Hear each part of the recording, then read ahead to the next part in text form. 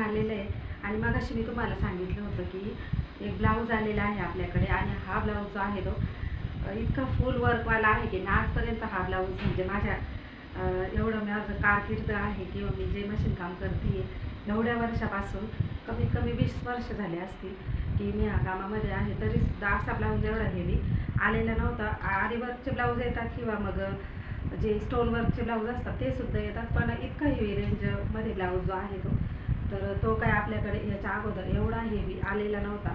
Blouse तर सततच चालू आहे, तुमच्याबरोबर शेअर पण करत असते मी ब्लाऊज, पण आजचा ब्लाऊज म्हणजे कस्टमर आहे ना सगळं गाव म्हणजे हे खूप बाहेर आहे राहायला, सिटीच्या बाहेर त्या साईडला आहे आणि आम्ही ह्या साईडला आहे, तरीसुद्धा ते रिक्षा करून रात्री आलेले कस्टमर.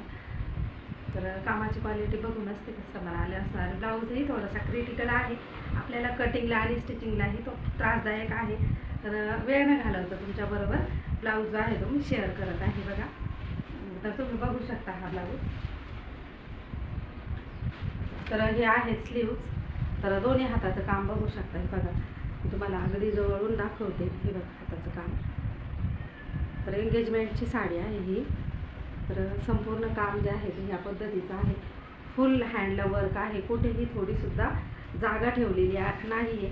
आणि ना हे जे ब्लाऊज आहे ते आहे 40 साईजचं. तर त्याच्यामुळे ना हे जे हाताचं वर्क आहे ना हे आपल्याला ह्या राऊंडला पुरणार नाही, तर याला जॉईंटसुद्धा आपल्याला द्यावे लागणार आहेत. आणि तसं आपण कस्टमरला सांगितलेलं सुद्धा आहे. हे अंतर जे आहे ना ते मी रात्री मोजलं, कस्टमर समोरच मोजलेलं होतं. तर आपल्याला कमीत कमी हे अंतर जे आहे ते 9.5 ते 10 इंच हवं होतं. हे अंतर जे आहे ते 7.5च भरतं आहे. त्याच्यामुळे आपल्याला हे जे बाह्य आहे याला डिझाईननुसार याला जोड द्यावा लागणार आहे. त्याच्यानंतर बघा हा आहे बॅक नेक. तर तुम्ही बघू शकता हा बघा बॅक नेक आहे. आता ह्याच्यामध्ये विषय असा आहे की त्यांनी म्हणजे तिने मोठा गळा सांगितलेला होता, पण आता तुम्हीच विचार करा हे जर का असं वर्क दिलेलं आहे आणि हे जे वर्क आहे ना मैत्रिणींनो, हे जे वर्क आहे ना हे अजिबात निघणारं नाही. आपण हाताने काढायचं जर का प्रयत्न केला आपण तर ते निघणार नाही आहे. हे वर्क इतकं पक्क बनवलेलं आहे त्यांनी. बॅक साईडला सुद्धा तुम्ही याची फिनिशिंग बघू शकता व्यवस्थित बघा. तर बॅक साईडला सुद्धा याचा धागा दोरा असा स्पष्ट पूर्ण मॅचिंगच्या धाग्याने आणि नायलॉनच्या बारीक धाग्याने हे सगळं काम केलेलं आहे. त्याच्यानंतर तुम्हाला फ्रंटचा मी गळा दाखवते. फ्रंटला सुद्धा ह्यांनी इथं बघू शकता तुम्ही. तर फ्रंटला ना हा नेक दिलेला आहे. तर ह्याच्यानुसारच आपल्याला ब्लाऊज कटिंग करायचा आहे. खूप हेवी ब्लाऊज आहे. हातात पकडला ना तरी असं वाटतं की साडीची घडी आहे की काय, इतकं हेवी ब्लाऊज आहे. तर तुमच्याकडे असं ब्लाऊज कधी आलेलं आहे का मैत्रिणींनो, मला कमेंट करा. हे बघा तर मलाही खूप आवडलं पर्सनली आणि आमच्या घरातल्या मुलींनाही खूप आवडलं हे ब्लाऊज. तर एंगेजमेंटचं ब्लाऊज आहे आणि त्याच्यामुळे ह्या ब्लाऊजमुळे मला जायचं होतं आज नाशिकला काही कामानिमित्त. माझ्या बहिणीकडे पण जायचं होतं मला, पण ब्लाऊजमुळे मला काही जाणं शक्य झालेलं नाही. कारण का ती एवढं लांब आली ती मुलगी ॲडव्हान्स जमा करून गेलेली आहे. म्हणजे शिलाई जी आहे ती ऑलरेडी पे केलेलं आहे आणि इतक्या लांबून आली, त्याच्यामुळे आपल्यालाही हे ब्लाऊज घ्यावं लागलेलं आहे. आणि आज जायचं मी पुढे ढकलवलेलं आहे. आता बघू हे ब्लाऊज कधी तयार होतं आहे.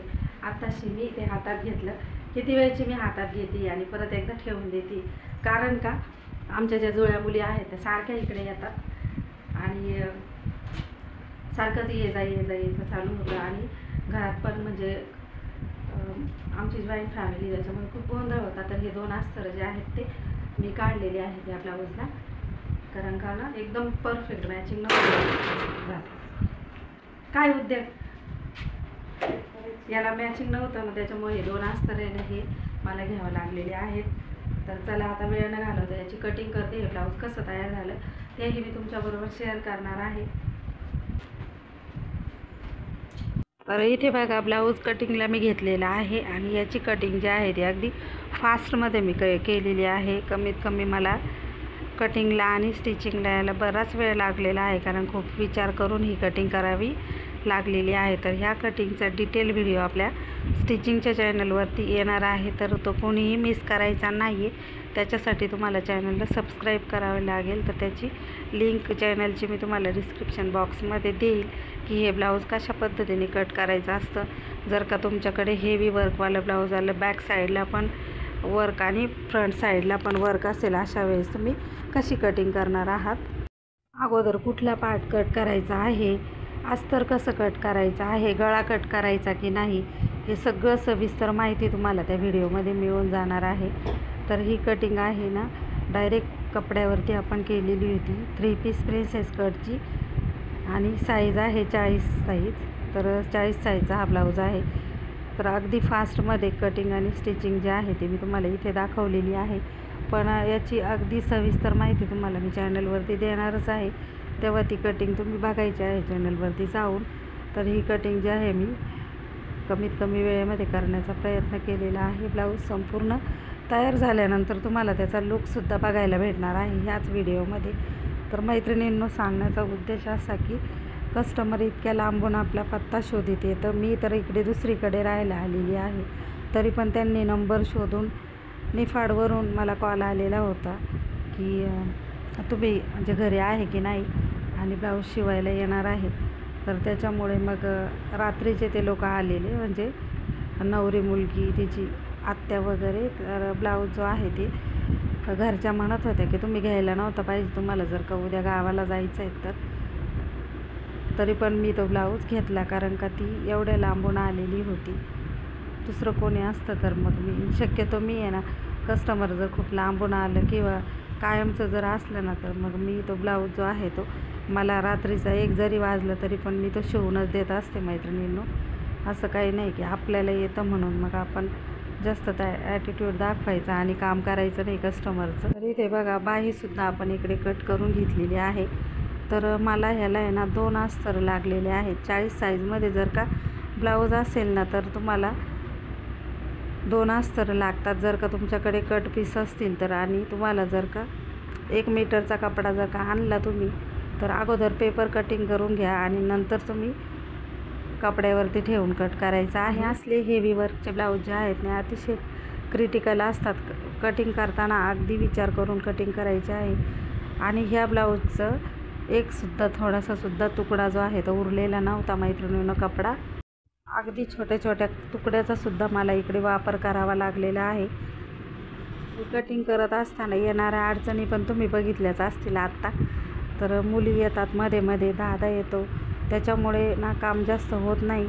तरी पण मी एवढ्या वेळात वेळ काढूनही दिवसाला 2पेक्षा जास्त ब्लाऊज, म्हणजे जर का डिस्टर्ब नसेल ना तर माझे 5 ब्लाऊज तर हमखास होतात मैत्रिणींनो.